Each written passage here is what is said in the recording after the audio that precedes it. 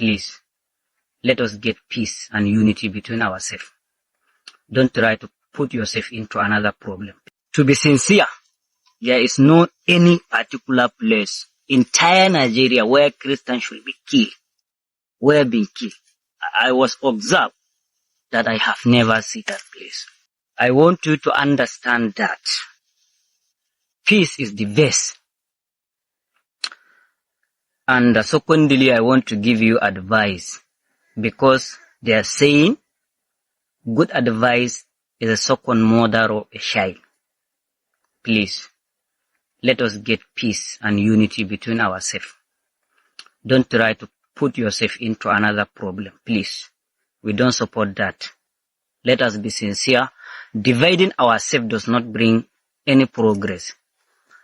Any country you see that was progress, that country you should find that they have unity. They will not hating each other. Once we are hating each other and showing different tribe, different religion, we will never progress. I'm calling you, please. If you don't have concrete reason, don't go aside and create another issues. We don't want that. What we want is peace and justice. This country is belong to all of us. So why can't we live in peace and unity? The other African countries are always progressing while we remain fighting each other. We remain discrimination and bias. Please, I assure you that that is no way of restoring peace. Please, my Christian people, I'm begging you. This is an advice, please. Don't bring another case. Don't bring another case. Muslims, they are the one who killing each other. And if we talking about terrorists, they don't concern about your religion or your tribe. When anywhere they go, they will just kill, or they will do what they want to do. So I want you to assure that in all our observation in Nigeria entirely, I have never seen any place where Christians have been killed, and also we don't want that to happen. What we want is peace and progress. Inshallah Rabbi, everything you see is a matter of time. By God's grace, it will come to an end. Let Christians come out and speak about the genocide of believers that is going on, until people heard about our voices, until our voice reached where it's supposed to reach. That's what I'm saying. A lot of our big pastors, what they know is to go there and be speaking big grammar, wearing big clothes, wearing fine clothes, driving exotic cars, passing around with securities. This is Reverend Dr. So is the one that passing. And then people out there in the villages that are being massacred on daily basis, nothing concerned with those places. Like I've tell you, if I keep remembering the village that we went, where I go, I keep stumbling on human skulls that were massacred in that place. I cannot be able to get this thing off my head since that day.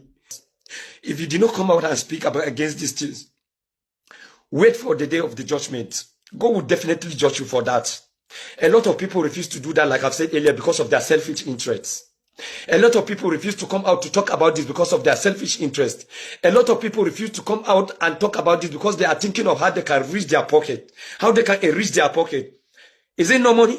You want to gather money for yourself, right? You want to build a mansion for yourself, right? You want to be driving exotic cars for yourself, right? When your time is up here on earth, carry all those mansions and all those cars and all the money you gather. Go with it, let's see. Go with it, let's see. Go with it, let's see. As a day before yesterday, Fulani terrorized group attack a community in Kebbi, massacre a lot of residents, loot a lot of shops, and carry out their main target, which is the Saki Hausawa of that community. They beheaded him. So what is going on in Nigeria is not about Christian alone. There is genocide on Christian and there is attack on Hausa tribe. And the most suffered among these people are middle belts. My people are going through a lot.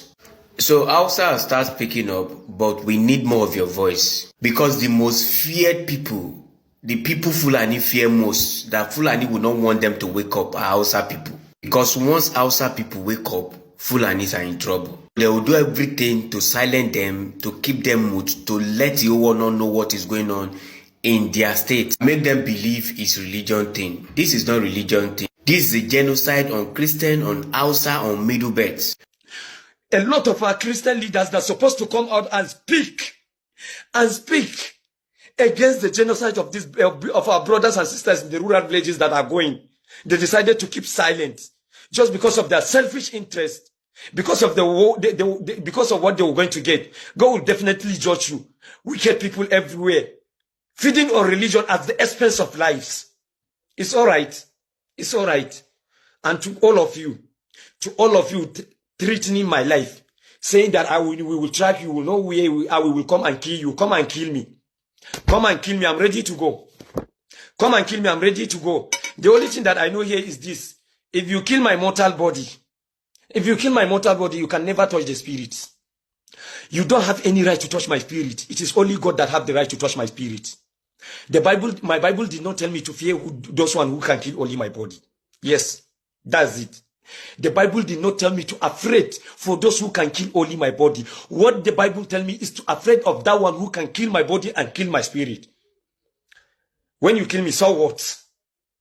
If you kill me, so what? Nations are not happy with Nigeria's posturing in terms of certain global events that are happening. That is my opinion.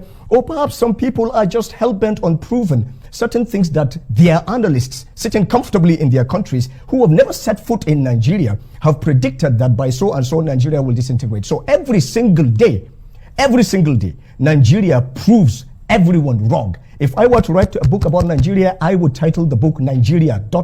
against all odds. We're here. Okay. And one thing that got me thinking is that some of this security advisory had been issued in the past. But what really heightened this one was the evacuation of non-essential staff. And we usually see the U.S. doing this in war-torn countries like Syria, Afghanistan, Are we a war-torn country? And that's the question I want to ask you. Are we a war-torn does it look country? like that's the lens that they are using to actually look at us? That's their own collective, selective myopia. This is what they want to see, they see. To them, they want us to be for our circle to be their box and it must fit in their box. It cannot. We're a sovereign nation.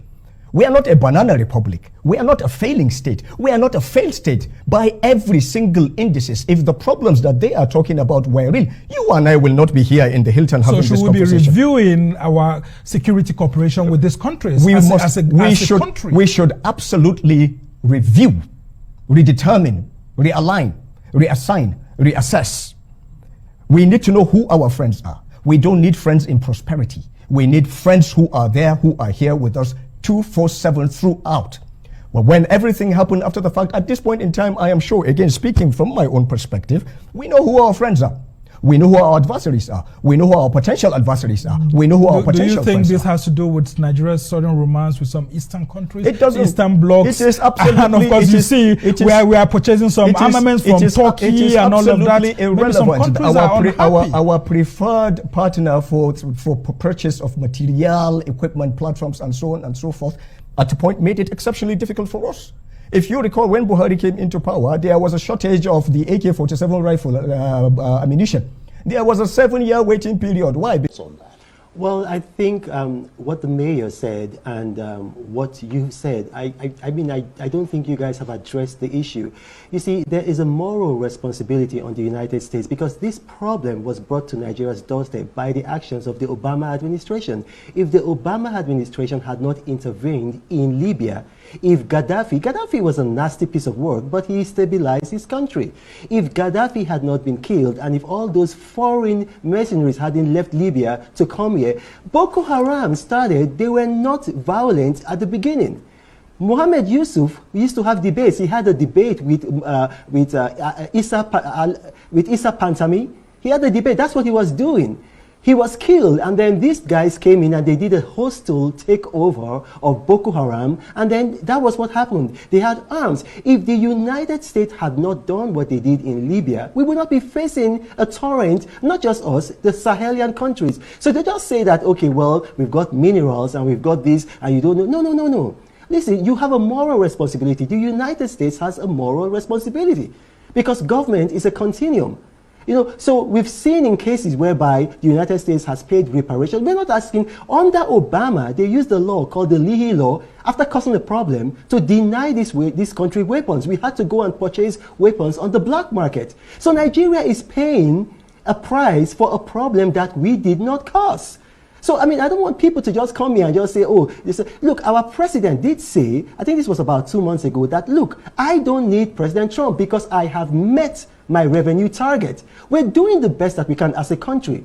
We're fighting corruption. We're growing our economy. Our economy has grown. I mean, we've added $67 billion to our economy in 2 years. The last quarter, it grew by 4.3%. Our economy is growing faster than our population. But this problem was caused by the actions of the Obama administration. Thank God for a good man like President Trump that lifted the objections of the Leahy Law and began selling weapons to us, like, for example, the Toscano jets. But the United States caused this problem, and they need to help us fix it. I wonder what your reaction is to that, Mayor Arnold. Political and danger. Because some people are using this situation to manipulate it to religious war. And it was not accurate to limit what is happening in Nigeria with Christian genocide only, while it's affecting everyone. And I know by now the people behind this are in shame. Okay, so let's assume the lines they are spreading was true. Who are to blame? While the Nigerian Chief of Army Staff, IG of Police, Senate President were all Christians. And those that are sponsoring this have already spoken. That's what U.S. Representative Scott Perry has said. Watch the video. Your money, $697 million annually, plus the shipments of cash funds madrasas, ISIS, Al-Qaeda, Boko Haram, ISIS Khorasan, terrorist training camps. That's what it's funding. If you think that So we all know Nigerian terrorists are got funded by Christian states, America. So stop blaming us. And my question to Christians, who eliminates Harida with her 4 daughters in Anambra State? Who executes Zaria travelers in Mangu, Jos, Plateau State? Who massacres 16 innocent hunters in Urumi? So, better mind yourself. Waiting the best me be say, people where they carry the genocide for head and people where they dey for Nigeria. I bet there's no genocide in Nigeria. Oh. Make everybody day their day. There is no genocide in Nigeria. Nigeria Christian youth, they busy, they pray. They busy, they pray for NSPDP camp. They busy, they pray for Ebukobi camp. People where they watch ball for Rangers and about Stadium. Everybody they fight you. You say they are killing Nigeria youth. There is no genocide in Nigeria. Nobody is killing Christians in Nigeria. Nigeria youth they are busy praying. We are praying. What up? Nobody worry anybody. I beg. Nigeria youth where they from Gobala. You see crowd where they there like 10,000 battalion. They pray. They pray for Nigeria, our country. You say there is insecurity in Nigeria and there is genocide in Nigeria. No talk that thing again. See, all this is the activists. Una don't define way where una come enter Nigeria, come steal from us. Make una leave us so. They want send France, they want send Israel, they want send the US. The Blackwater security group are asking Vatican, may they give them permission, may they use and come Nigeria, come secure Christians. Christians will get like 100 battalion from Gopala presently. By December, another battalion go Mbidi, go do choosing Mapo. Some day with the Ebemonso, the other battalion day with the NSPDP. From the year 2010, growing up in Nigeria, my church had bomb detectors and metal scanners through which every person had to walk through before going into the church. We had barricades in front of the church. We had police and military vehicles around the church. We had another church, part of the same denomination and group that I was in, where there had been a bomb left in the bathroom. And I want you to understand that what I'm saying isn't a rare scenario. For Christians in northern Nigeria, going to church looks like bomb scanners. And where there are no bomb scanners, where there are no metal detectors, where money can't buy them safety, going to church looks like risking their lives. It looks like risking terrorist attacks and being abducted and being forced to convert to Islam. That is what Christianity looks like for millions of people in Nigeria and across the world.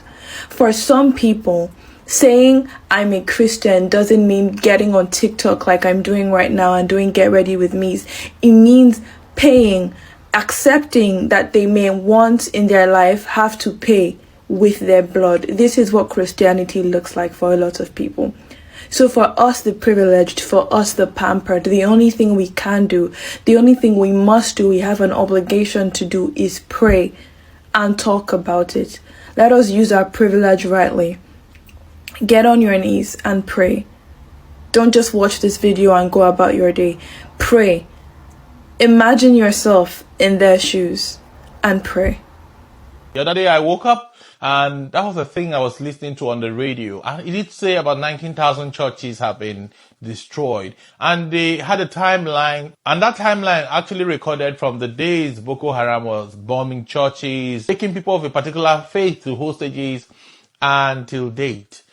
The last one that became a big issue for them was when Ted Cruz also began to speak about it. And I want to handle this matter this way. When government fails the people, they run to their tribe or their religion.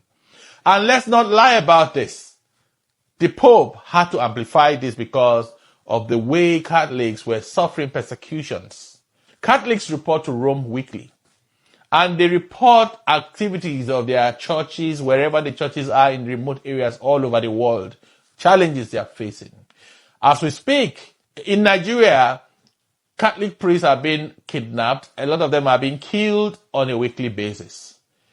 Let's not deny the fact that Christians are suffering persecution. I agree that terrorism is upon us. There is insurgency in northern Nigeria. There are activities of the IPOB. There are kidnappings. There are banditries. You would think that the Senate president is speaking because of Nigerians, the ordinary Nigerians who are finding it difficult to travel because of the indices that has labeled Nigeria the way we are today. But no, they are going to defend themselves because they fear sanctions more for themselves, not for Nigerians. But I laugh. Do we need to form committees to begin to go to America to explain to anybody? Ted Cruz, who speaks about these things, is someone whose wife grew partly in Nigeria, Plateau State. Her parents were Seventh-day Adventist missionaries who worked in Plateau State, Nigeria. So she had some of her upbringing in Nigeria, and they are in contact with a lot of missionaries in different fields across Nigeria. Nigerian Christians are suffering persecution. If that will solve the problem of insecurity in Nigeria, let's not twist the narrative. We have other issues, but banditry affects the south as well as the north. We have men who have come from different parts and they are targeting people and taking and unaliving them. Our churches at a point in northern Nigeria were unsafe. Christians in some parts of Nigeria till they don't feel safe.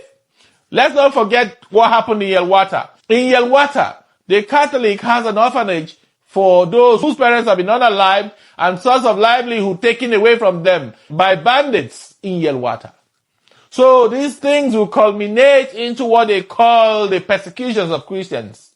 The Catholic Bishop McCarthy Diocese was in the United States at the Congress where he spoke about the persecution of Christians. He had his statistics. Data don't lie. Everyone who came out to defend the allegations had no data. But each time I listen to what these men are saying on the radio, in the news, in the United States, they all have data. So what are we saying? That they are not speaking facts? How then do we debunk them if we have no facts? Because they say data don't lie. For me, I want to say in Nigeria that it's safe. It's not about defending the narrative, but it's about ensuring there is peace in Nigeria. It's about ensuring that our communities are safe again. We have been circled by terrorists, bandits, IPOB, and everyone. But let's not forget that Christians are threatened. A few years ago, Americans launched a rescue operations in northern Nigeria where they went to free some Christian missionaries who were circled by bandits. The same thing happened in Niger State. The same thing happened in northeast Nigeria. And you don't expect them to say Christians are being persecuted? The evidence are many, but rather than address the fundamental problems, we are wasting taxpayers' money to travel to America in the name of defending themselves. It might not hold water because these men work with data, and this data they have. The data they have dates back to the 2000s. And Instead of addressing the fundamental issues, we are rather playing politics and trying to catch up or defend. I love narratives like this if it will solve our problems. I expect President Bola Ahmed Tinubu, the Senate President, and everyone involved in this whole issue to join hands and find a way of ending banditry, ending insecurity, so we don't begin to run with useless narratives about being a Christian, about either Christians are not being attacked or Nigerians are being attacked. It does not matter at this point. If this narrative would solve our insecurity, let it happen. Talking about sanctions, we have been sanctioned already. Our passport is the worst in the world. On the terrorist index list, we are up there, which means that our country is mostly unsafe. And rather than addressing these issues, we are going to defend statements that we would have invalidated by providing adequate security. We were all sleeping until the American government began to clamp down on Nigeria because Christians are being killed. I know Nigerians are being killed. I know everyone is affected, no doubt. But we can't deny the fact that the data they are quoting is not true. It's coming from years of activities against Christians in the north and other parts of Nigeria, the different bombings, the kidnapping, and even the hostage taking of American missionaries in Nigeria on multiple occasions. And what are we going to do? We want to run and try to change rhetorics while the status quo remain. And it's one of the reasons why I said when there's a teething problem, you solve it instead of playing politics with it. The chief of defense staff, the military, the politicians at this point need to know that we have a problem.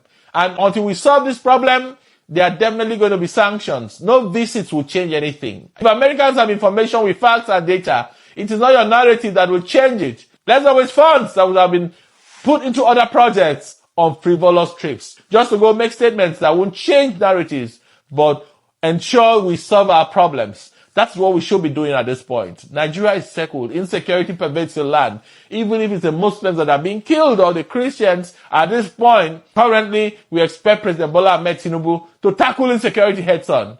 He says he's not going to probe the military, but he's also not charging the military to do more than what they are doing at the moment. We need to gather intelligence. We need to decimate bandits instead of the useless non-kinetic approach that is rather giving soft landing to criminals. Criminals and bandits now set terms and conditions of operations, and you expect America to clap for you? They watch all these videos, they watch the discussions, they watch the statements, and they listen to statements from the NSAs of this world. The non-kinetic approach provides soft landing for bandits and terrorist groups. And that is why they continue to take people hostage, they kidnap communities, and they are praised. If we don't solve these things, if we don't end banditry, end insecurity of all kinds, it's going to consume the entire country. And that is why I said the strategy of leaving IPOB to fester in the south will not work, because when insecurity pervades the land, Nigeria will have to pay dearly for it. And from what we see, we are almost paying dearly for it, because all over the US, the narrative is Christians are being persecuted. Not any meeting with the Congress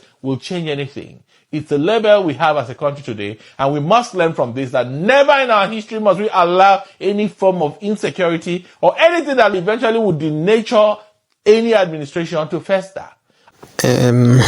Welcome back. I know many of you might take this thing as a joke, but it is not a joke. The first Fulani will say they hear the talk about unity, making go meet in people. Make them unite with their own self. Make them leave Nigerian alone. Because this genocide issue, we be the year. Now them be the people will be saying they cause them. Are they been all these guys, them know this genocide will be see it the cause issue between Christian and Muslim. If you know they. So all this preaching with some Fulani they come online when they preach for Nigerians say now when Nigerians don't unite, now everything would go well. Make them go they preach for themselves. Nigerian and Fulani, them no they together. No be them be the owner of Nigerian. Fulani are not citizens of this country. They just sit for him. And for the rest of the people ABC, they talk about genocide or no genocide in this country. Let me tell you something. There is genocide. And the genocide don't say it no be to say okay it upon the Christian, it upon everybody, but the way that they play the way it go take like the way it go take confusion so that now go begin to fight among ourselves. you know say there are big parental, you understand, parental, sorry, there are misparental between many other people wey be say okay they dey for this country. Wetin I mean by misparental be say e get some people wey be say okay they get Christian wey be say e be their relative as a Muslim, and e get some people wey be say they get Muslim wey be say e be their relative as a Christian. That is what I mean by that mixed parental. We all these guys called Fulani want to scatter between most of una and make una use una head well.